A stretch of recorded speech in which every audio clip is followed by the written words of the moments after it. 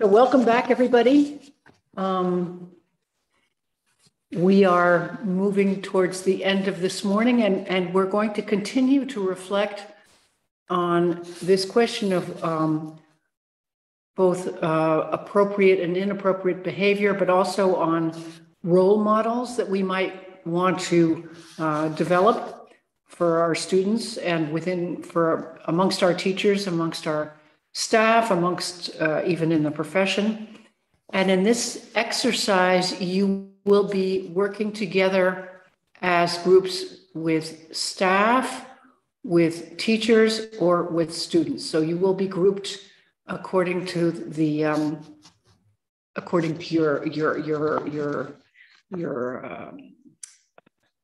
not your discipline, but your work. So students will be in one group with Carolina and Constanza, and teachers will be together with Anna and Jesus, and Megan will be with staff. Here we're asking some questions which are appropriate both for our educational institutions, but we're looking to expand and see beyond to the profession and how we could develop role models who are gender sensitive, and how this can in fact constitute a game changer for young musicians, and how we can train students to recognize and deal with inappropriate behavior. And just once again, look at the question of how gender and sexual orientation have an impact in particular sectors, for example, the classical sector or the pop and jazz sector. Now, you are going to break out for 15 minutes in your groups, and in your individual groups, you'll have some other questions that your moderators will share with you. And then we will come back to share highlights from this discussion. So we will meet again in 15 minutes. So that's at 12 o'clock. And look forward to hearing from you. So welcome back. And now I'm going to invite a representative of each of the three groups to share 2 or 3 key findings from your discussion. So the student group with Carolina and Constance, who is going to speak for your group? Constanza, you might notes. Would you like to share? Yes, I can, of course. Right, thank you. Well, we had a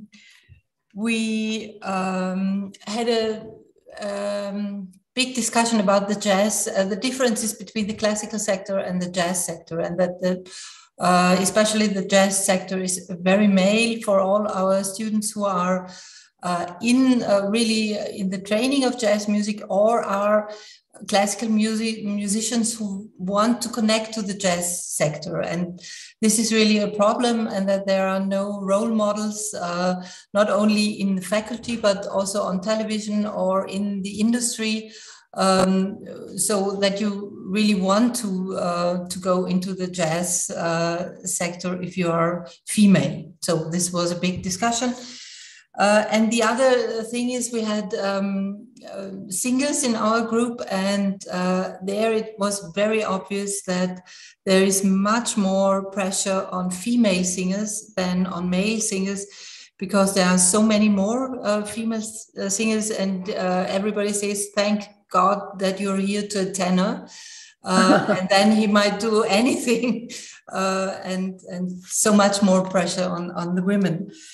And all of our group said that the problem started much earlier than at the academy, that it's really the problem of upbringing, of deciding for an instrument, and so that we should have an eye on the early music lesson scene. Great. And it was too short. Oh, it was okay, definitely, we should speak more. All right, I'm sorry about that. So now moving on to the group of teachers. This was Jesus and Anna. Yes, I was taking notes, so I will share, but if Jesus would like to add something, please Jesus do so. So we were talking with teachers, and it was interesting that they all told that they are trying to encourage their students to apply for any position they want, although they're aware that most of the professions are male dominated. And they are trying to treat their students equally. And also another point was that they're trying to open, for example, their concerts to have more gender equality situation between the players. For example, there was a good example of a harp teacher who is inviting male harpists to concerts also to get more gender balance. We were talking also about what if some inappropriate situations happens related to harassment and something that is very hard. And teacher says that it is very important to be open with students about that. And of course, it's not, we should not normalize those kind of situations as a normal path during our professional journey, especially when women get something as a situation which is definitely not normal. And also there was one point that I will read it. The best thing to avoid this type of behavior is to be 100% ready and to act professional, because in that case, we are trying to avoid the whole potential of harassment situations and so on. So Great. that was in short. Thank you very much. Megan, you were with staff. Yes, and Michaela took notes in our group, so I'm going to pass you over to her. So I'll try to make a summary. I asked my team members, please add if I've forgotten something. At first, we talked about the equal payment and the possibility of paternity leave in the different countries and institutions. As well as I see in every country, there are the legal base therefore. So equal pay for equal work, maternity leave is possible. But in reality, there is still a gender imbalance in who holds what position or who takes the maternity leave. So the reality is not equal. Yes, the base is it. Concerning a transparent approach to gender and sexual orientation, this is an ongoing process in the different countries and also the different institutions. And it's on different stages on every institution and every country. Some countries joined in earlier, have another equal legal base, and therefore they now discussing how we can speak, how we can change our language. In other countries, they are a little bit slowly or not at that level. They're just talking about basics often. So ongoing process.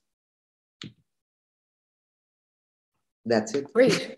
Thank you. So I was just trying to think about what really stood out for me listening to these three feedbacks that we've just gotten. You know, we keep coming back to this idea of role models. So I see this as a really important issue. We come back to the question of language and sensitive language and use of language. This is a very key issue, and we see that in different cultures and different countries, we may have developed more tools in this respect, and in some cases, we have to really start developing these tools. That we have to make sure that the people in our institutions, be they teachers, students, or staff, feel that they have these tools at their disposal, that they understand the tools and they can use them. And this is true for teachers as well. And I also hear the question of policies, for example, on maternity, paternity leave. We haven't discussed this so much, but gender imbalance or gender discrimination in the workplace is obviously something that's very important. there's 1,000 things one could say about all of this, and I understand that you've probably said much more than what was shared right now. We will have these notes coming back to us, and we will share them with you.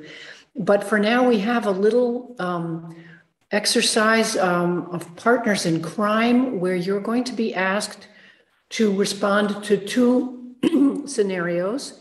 You're going to be with 2 other people. Each of you will be in groups of 3. And in the first case, you will receive a letter from the management that indicates every concert at the university has to include a composition by a female composer.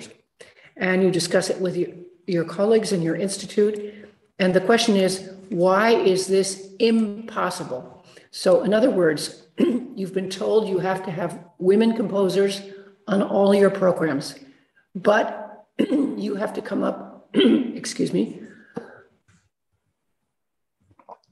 you have to come up with arguments as to why this cannot be. That's all we want. And the second scenario is the Academy has decided to make all toilets unisex, all gender toilets. And what are your arguments against this? So these are 2 scenarios. The first scenario is about having women composers, obligatory on all your programs, but your argument is that this is impossible. Why?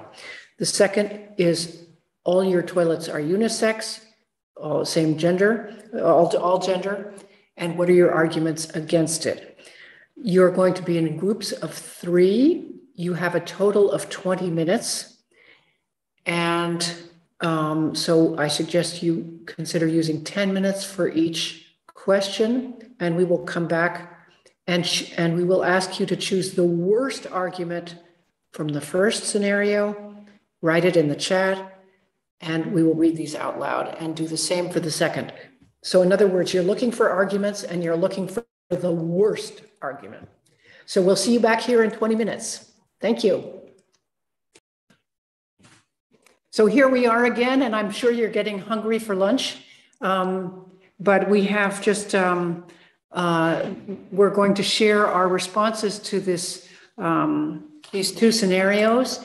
And I don't know if it's already been written in the chat, but I'm going to ask you to jump in. There were 11 groups. So who would like to say the worst possible argument about why it's impossible to have a woman composer on every program at the university? Please. I can start. Yep. Yeah, so I think that what we came up to was that women are and were incompetent to compose music, so we shouldn't be including their music. Great, thank you. Another example. We said that yes, that there aren't enough pieces, or that it's just not useful for the students to play that type of music because it's not a part of the regular repertoire, and they will never be able to use it for auditions and in the actual real world of concerts, so there's no point in playing them. Great. Another one. Please jump in. We were group 10, and we said there was a perceived lack of resources and standard of female composers, and therefore the additions wouldn't be good enough. And then there was opposition to research to find the best examples of the required standard. Great, thank you. Are these going to be written up somewhere so that can you write them in the chat as you say them so that we have a record, because we're not part of your groups. So now we've heard from 4 of you. Can I hear back from some more? Yeah, our group, we kind of touched on the subject that concert halls don't want to showcase female composers because they don't feel like they are going to get the audiences in to pay and therefore fund the whole projects. Great. I'll jump in. Yep. We said we don't want female compositions as they have a bad quality and it would be embarrassing to play them. Great. And as you say these, please write them in the chat. And we've had now 7, I think, or can I hear? I just put the one thought from my group that all the good composers throughout history are men, and it should stay that way. Great. Thank you. Another one? We also put our argument in the chat. We want to present good music, not politically correct music, and the good composers are men. Okay, great. And yes? Yeah, we also wrote in the chat, not as well known as composers and not good enough in quality. Is there somebody I've missed here? Yes, we also said that there are not enough good female composers. So, yeah. Well, there are a lot of problems for women composers, aren't there? Big challenge, big challenge. So thank you very much. And now our second scenario was the Academy is making all toilets unisex, all gender. What are your arguments against?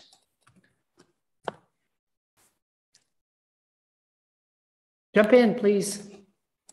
Well, men are dirty and messy, and so women don't want to share bathrooms with them. Okay. That was one of ours as well, but the other ones were there are not enough space in the university because the bathrooms are already there and the buildings are old and we can't make the effort to make new spaces.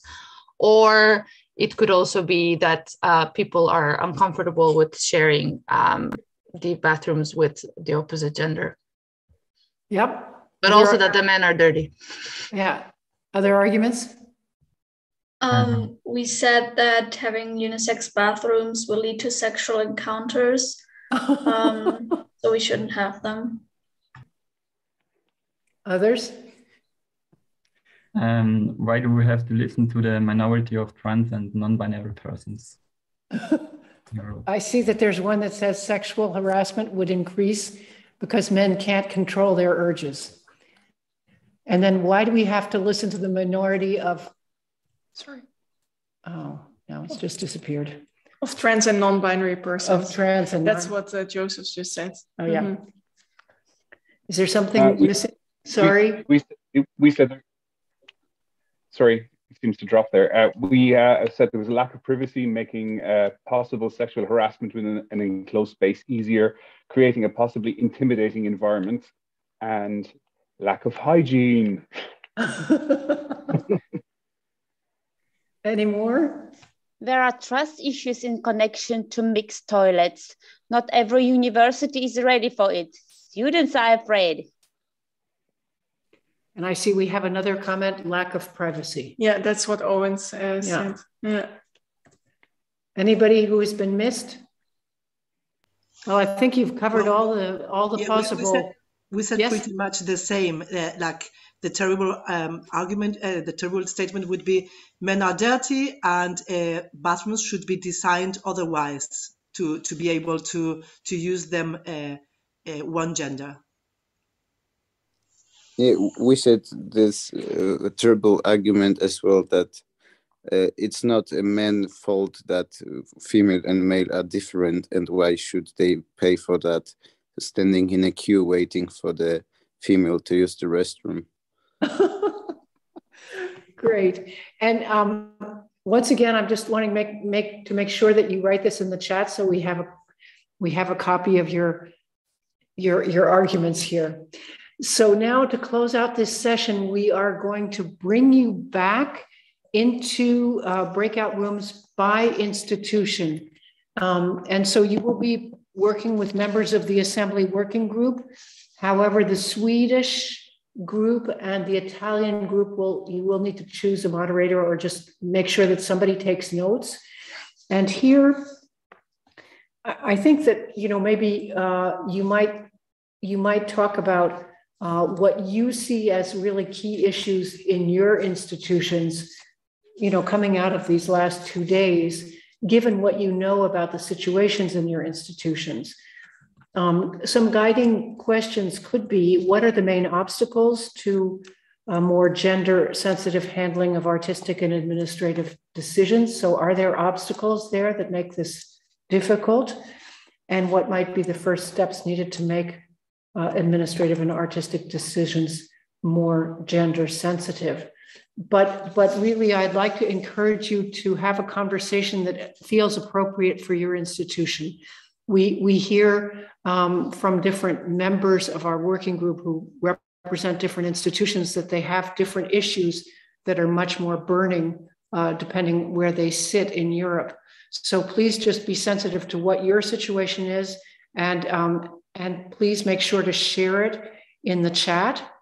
And we will not be coming back to the plenary, so you can talk as long as you want, but our idea is that you'll talk until 1 o'clock, and that means 12 o'clock for those in Ireland, and that we will be coming back together 1 hour later at 2 o'clock and 1 o'clock for those in Ireland.